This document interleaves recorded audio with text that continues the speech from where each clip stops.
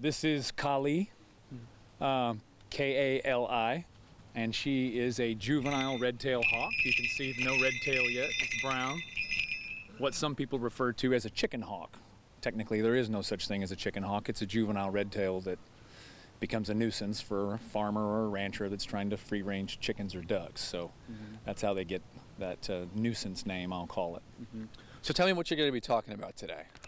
We're going to talk about the different species that I have here today, the red tail and the Harris's hawk. I have two hens. We'll talk briefly about them and then talk about some conservation issues about how unlikely it is for a juvenile hawk to make it to adulthood, the mortality rate.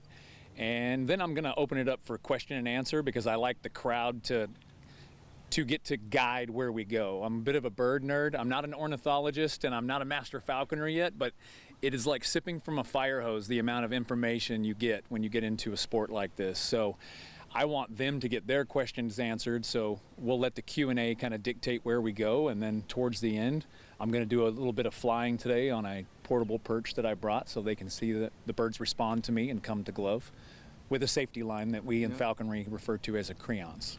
That's pretty cool. You talked about conservation efforts here. What are some of the factors, they don't reach a certain age? Talk about that a little bit more. Well, the attrition rate for raptors is about 70 to 80%. So every out of 10 hawks, 7 or 8 are not going to make it through the first year.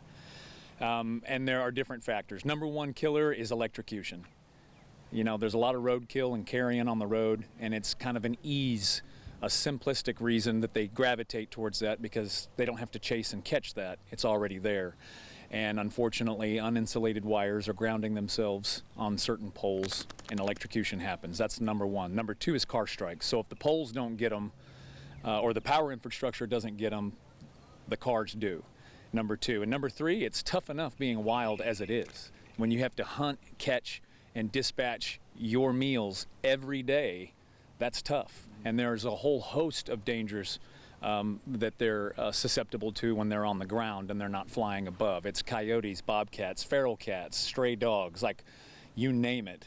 Bigger hawks or eagles, for that matter, will come down and grab a hawk. So the odds are stacked against them. And in falconry, when we trap wild hawks, we're only allowed to trap juveniles because they're not part of the wild breeding population yet. And we identify them through their plumage. I can see that this is a red tail and it doesn't have adult plumage. Therefore, I'm allowed to trap it because I'm licensed to do so, use it in falconry. And if I turn it loose, it hasn't imprinted on people, and I'm turning loose an adult that may not have been able to make it to adulthood on their own, and they're a much more proficient hunter for it, and I'm teaching them to hunt away from the roadways. And what we find with raptors is that once they find their niche, they're in the wild and where they're mostly successful at hunting, they like to continue doing that because it's been successful. So in falconry, I expose them to all different types of environments, different quarry, so that when that bird is turned loose, it's successful and it can start families of its own.